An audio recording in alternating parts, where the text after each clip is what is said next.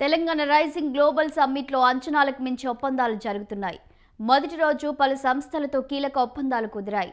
ఇక ఇవాళ 10 గంటల నుంచి సాయంత్రం 5:30 వరకు వివిధ అంశాలపై పారిశ్రామిక దిగ్గజాలు, నిపుణులతో చర్చాగోష్ఠులు నిర్వహించనున్నారు సీఎం రేవంత్.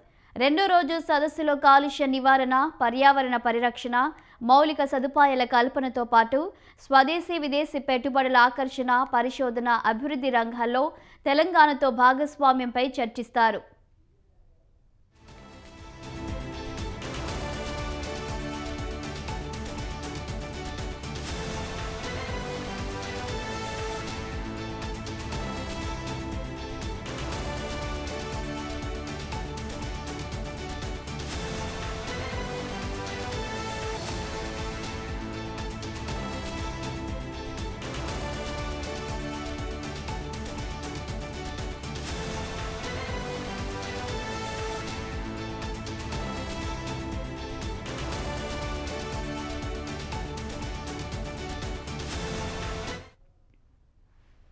అలాగే $3 ట్రిలియన్ ఆర్థిక అభివృద్ధికి, తెలంగాణ ఎదగడానికి చేపట్టాల్సిన కార్యాచరణ వంటి అంశాలపై చర్చిస్తారు. మొత్తం 27 అంశాలపై సెషన్లు నిర్వహించనుండగా ఇందుకు అనుగుణంగా సెమినార్ హాల్ను సిద్ధం చేశారు. సాయంత్రం 6 గంటలకు తెలంగాణ రైజింగ్ 2047 విజన్ డాక్యుమెంట్ను సీఎం రేవంత్ రెడ్డి ఆవిష్కరిస్తారు.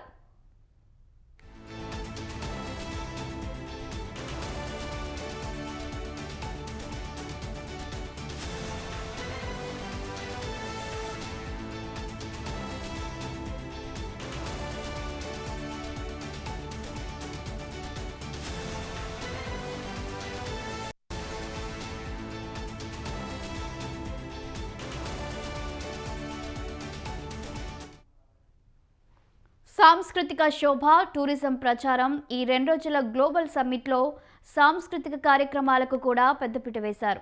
ప్రముఖ సంగీత దర్శకుడు ఎంఎం కీరవాణి బృందం మ్యూజిక్ ఈవెంట్ నిర్వహిస్తుంది.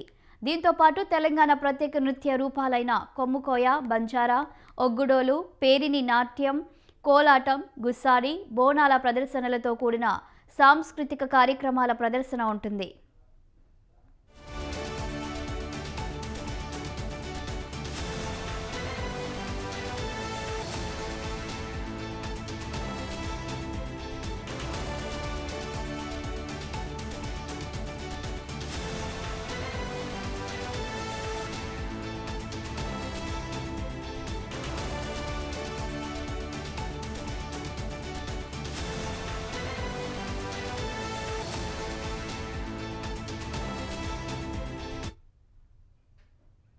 మరోవైపు నాగార్జున సాగర్ దగ్గర ఉన్న ప్రపంచంలోనే అతిపెద్ద వారసత్వ బౌద్ధ థీమ్ పార్క్ బుద్ధవనం పర్యటనకు దౌత్య బృందం వెళ్లేలా తెలంగాణ టూరిజం శాఖ ప్రత్యేక ఏర్పాట్లు చేసింది.